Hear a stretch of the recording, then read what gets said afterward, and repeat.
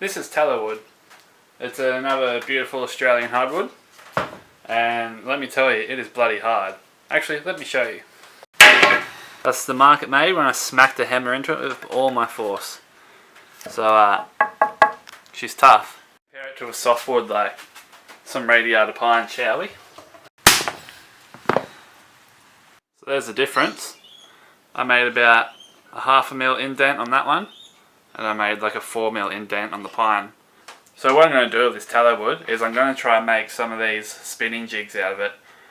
These are just the ones that are cast out of lead or metal that you spin off the rocks for pelagics with, or you jig them off the bottom out of the boat. I'm going to try to make them out of wood just to see if it's possible, because I don't have like any molds or any resin pouring setups or anything. I know you can make them out of that. Tallow wood pretty much has no buoyancy in it, and once you put lead in it, it'll just plummet to the depths of the ocean. So let's give it a crack, eh? I got to draw up a design.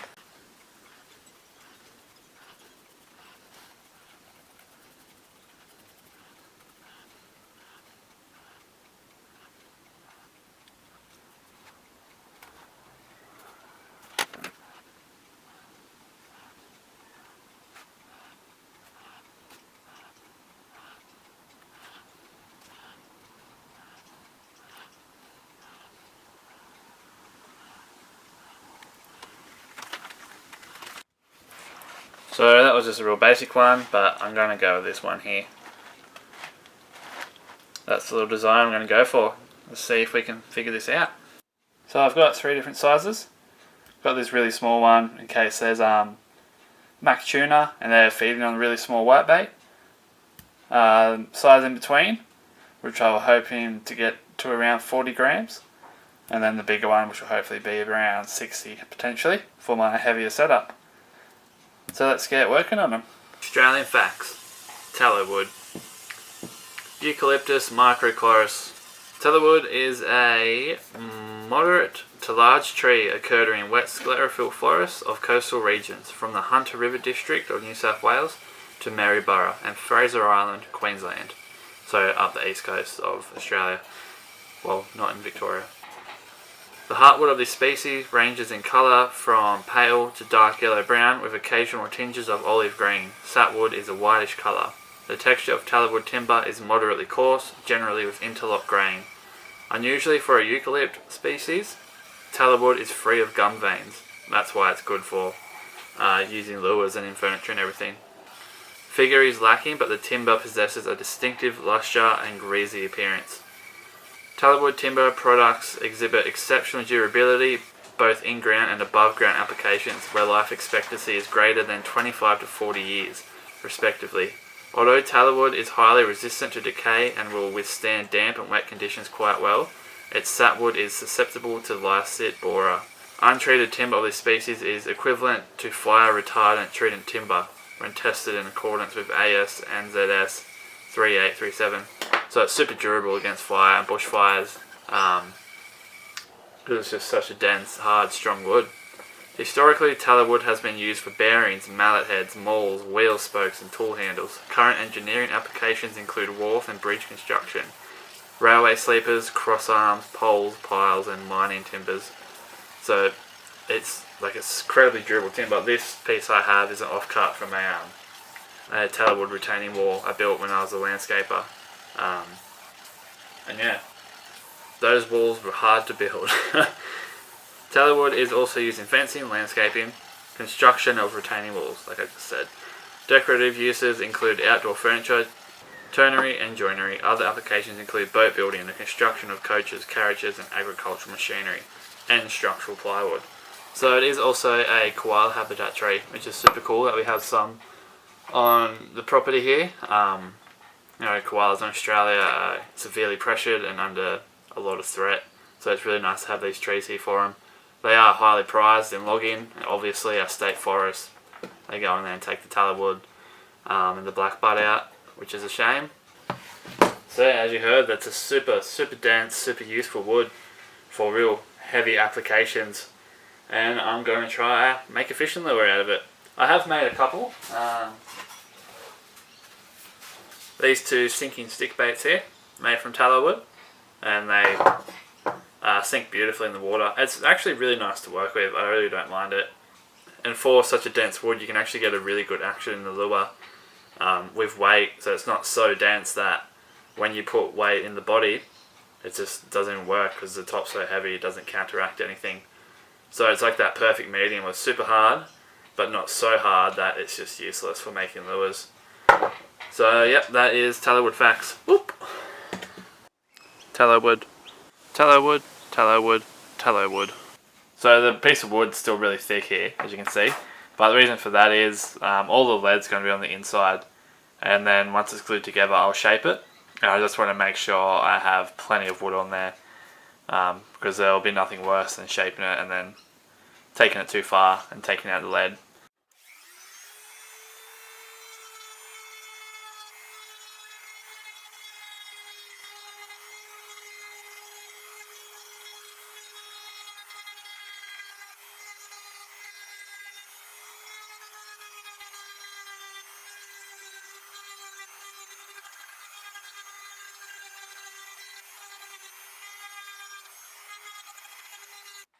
Alrighty, so this is how I'm going to weight these jigs. I've got the lead all incorporated into the through wire. So this is 2 barrel sinkers. I haven't got scales at the moment to weigh them, but I'll go get some. That's for the bigger one, for my heavier setup. So I really wanted to make sure I had a good chunk of lead. To really cast well in the heavy setup. And this is barrel sinker with a little ball sinker. And then on the small one it's just a single barrel sinker. There, all the lead is at the back. So as you can see, that's the back here. So it's all tail weighted, so it should all cast really well. And now I just got to Dremel out all these slots here, which is going to be really time consuming to get them all cut out and symmetrical and lined up. So I'll get back to you once this is all cut out and it's time to dry fit everything. Rightio. We have... oh no. We have our slots cut in. I kind of came to the realization as I was cutting these that all I could have done as well is like cut these grooves in and then just filled them with really small lead shot, but this is a more secure way, I think, maybe, potentially. But they all fit nicely and I'll get to gluing them all together. Alrighty, so I've got them all glued together.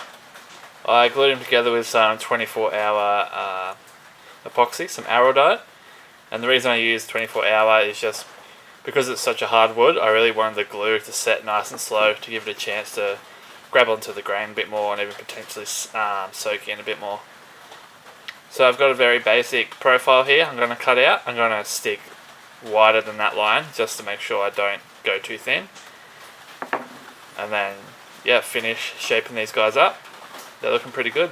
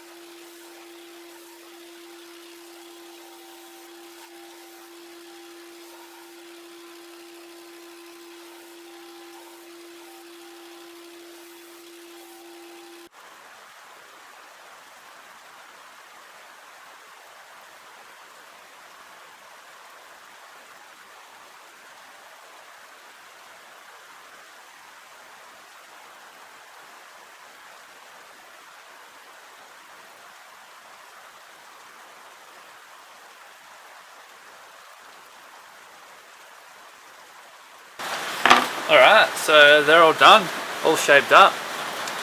You have to excuse the rain, it's absolutely belting down today. But the shape of the body is a pentagonal shape. So 1, 2, 3, 4, 5, or 6, I can't remember. Whatever shape that is. It's just tapered in at the top and then tapered in at the bottom. A bit more taper at the bottom, so it's thinner on the belly. So my idea is that it's going to have all these edges to catch water as it sinks down, and then it should get a nice shimmy as it sinks. And then all the action these guys are going to have in the water is on a fast retrieve is just to go like, it's basically just to spin like this on its side and go like side to side. So it'll be like, just like that. That's pretty much all they're going to do. And they'll also skip across the surface on a different type of retrieve.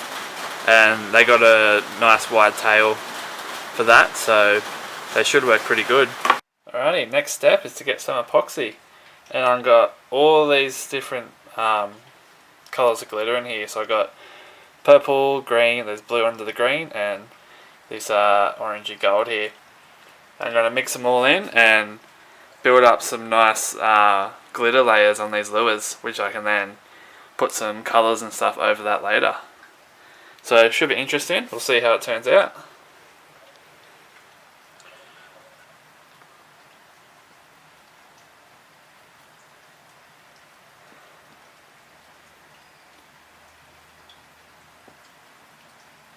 It needed more sparkles.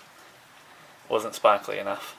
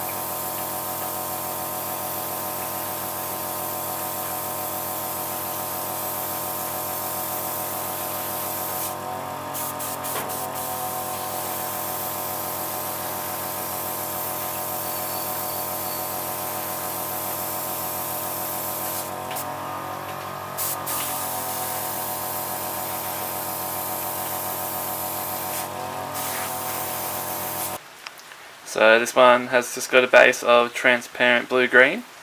I really like this method of painting because the glitter stands out from underneath and it still has its different colours, but it's just got that tinge of blue in it. And then you also see the grain from the tallow wood, which has a really nice grain, and it comes through and gives a whole nice effect. So that's the first colour.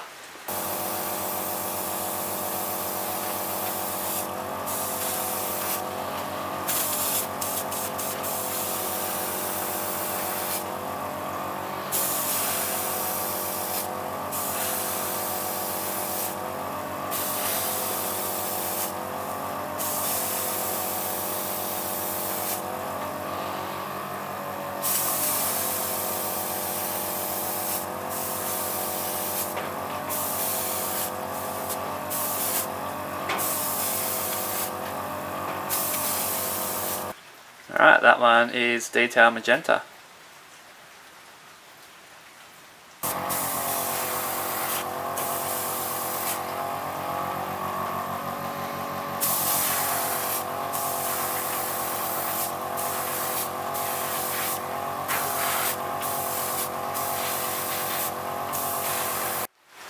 And this one has an orange base.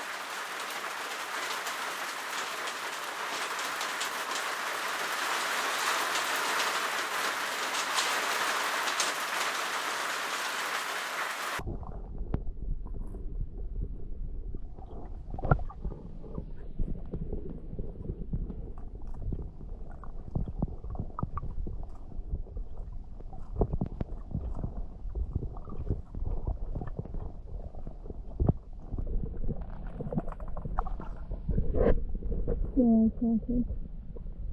Yeah.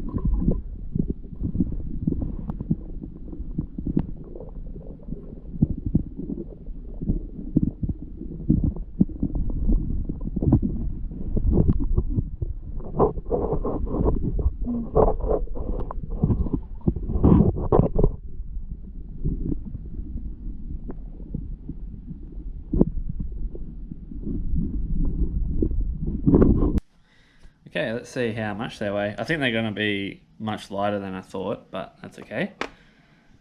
So little fella is 16 grams.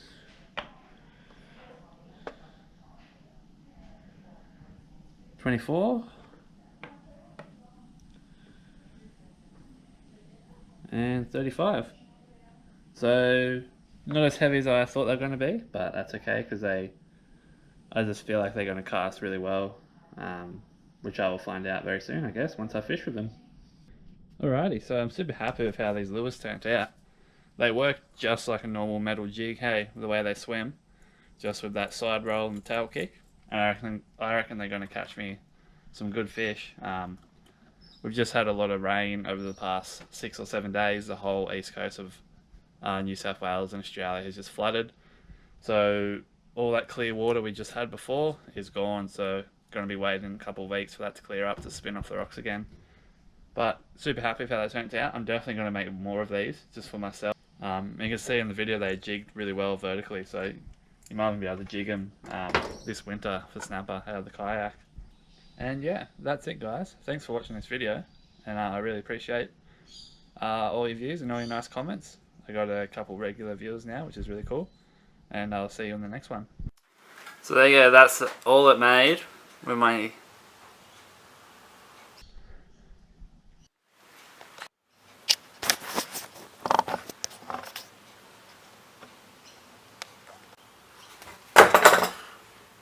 Australian facts.